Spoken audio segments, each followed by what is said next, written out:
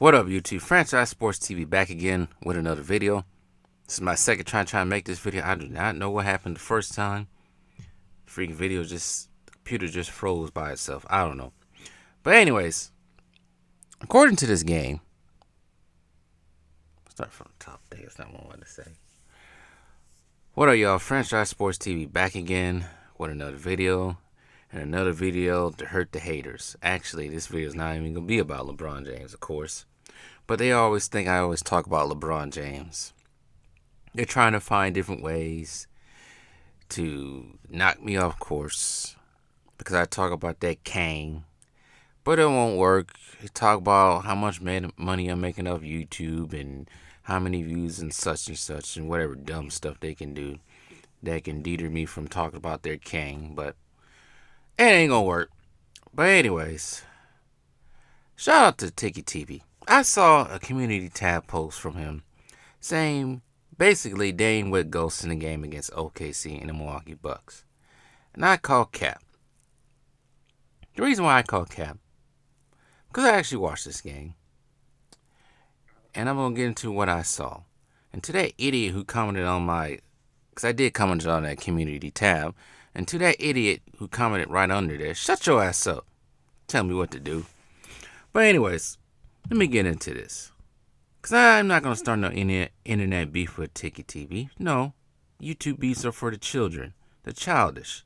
That's why I was so surprised when a certain YouTuber I shall not mention tried to start something a couple months ago. I thought it was extremely childish, and I still think it is. If you got something to say it in private, or do a live stream and address it as a man, not as a kid crying. But anyways, like I said, this is not a beef towards Tiki. This is what I saw from Dame in this game. Now, if you read Dame's stat line, it ain't great. It's not pretty. He shot 4 from 12, 2 from 5 from 3, went to the line once, and scored 11 points. 6 rebounds, 5 assists.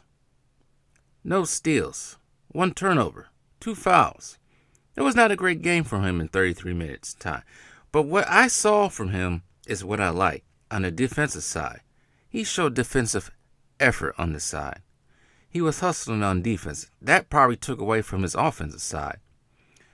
But in this game, there was no reason for Dame to score 40. At halftime, the Bucks were up 1. I think it was 48-47 or 49-48, one of the two. And pretty much in the third quarter, the Bucks made mince meat with the OKC Thunder defensively. The defense from the 5 that was on the court was impeccable. Something I wish they would have did even without Giannis against Boston. Doc Rivers has finally gotten his team to play up on the shooters, force the shooters to pass, shoot a mid-range, or try to drive to the basket, which will become hell for OKC. That's what I saw from Dame. Everything does not have to be offense or defense.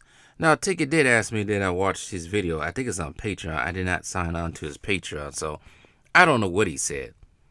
But from what I'm catching, that was my first knee-jerk reaction. He might have said something different. I apologize. He said something different on his Patreon. I'm not signed to his Patreon. But I like what I saw from Dame. Everything does not need to be offense all the time. The offense was pretty much spread around in this game. Now you look at the rest of the box score. Yes, Giannis had a great game. 30 points, 19 rebounds, 11 defensive rebounds on the board. Giannis shot 4 from 6 from free, 13 from 18 from the field. 1 block, 4 assists. Chris Middleton had a triple-double. 11 points, 10 rebounds, and 10 assists. He was 5 for 11. He didn't shoot great at all. But nobody's coming after his head. Now, I've been on Dame, too. That's the funny thing about it. I've been on Dame for most of the season. Not for his offense, but for his defensive prowess, which wasn't there in the beginning of the season. Now, since Doc Rivers has been there, it's been there. Brooke had 14. He was a dominant force in the paint. Beasley also was hustling on defense. Let's see here. Now, the two other people that came off the bench during the main meat of the game was Jay Crowder with 10 points. Bobby Portis had 15 off the bench. Jay Crowder also came off the bench too. Pat Bev with 1 point, but he was a defensive menace. And Pat Connaughton had 11. Actually, I think the benches cleared towards the end of the game because this game was pretty much out of reach for OKC. I think Dame's second now in three-pointers made in the NBA season, right behind Ray Allen. I think he accomplished that last night, even though he shot 2 for 5 from 3.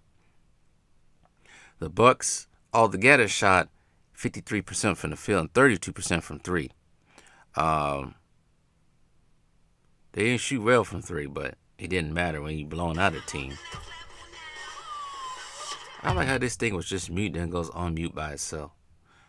But anyways, as for OKC, they was pretty much in this game in the first half, and the Bucks just laid a defensive haymaker on them in the second half. Chet Holmgren, his first time going against the Bucks, terrible. It wasn't easy for him. He had swarms of Bucks around him, 1 of 10 from the field. Most of his points coming from the free throw line. Jalen Williams, 18. Shea did not have a great game. Shea had a terrible game from the field, 5 for 12.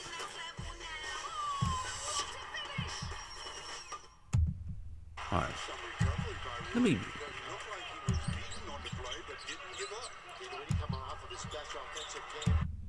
Freaking ESPN, I swear to God.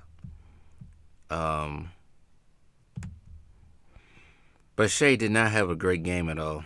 He was 5 for 12, 12 points, 0 from 3. Josh Giddey was the high man for the OKC with 19, 7 for 12.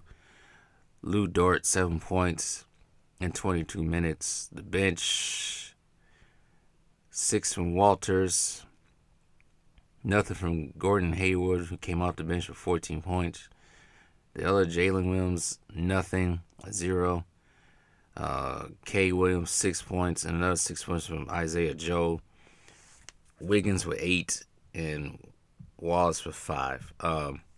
Okay, she shot 37% from the field. They shot a whopping 10 for 43, 23% from the three-point line. They was terrible.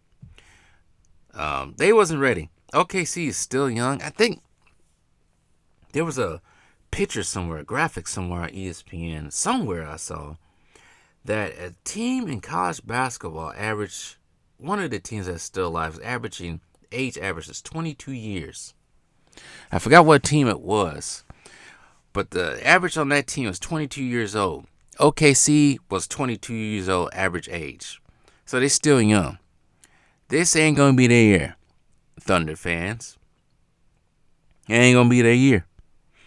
Maybe next year, maybe the year after that. Down the line, this ain't their year. They're still, I don't want to say soft, but they ain't there. They're too young. They'll be a high seed, but I can see them going home early against whoever's in that 7th, or if they finish in the 1st seed, 8th seed, I can see them going home or barely getting past to the conference semifinals. So, to sum this all up, I like what I saw from the Bucks last night.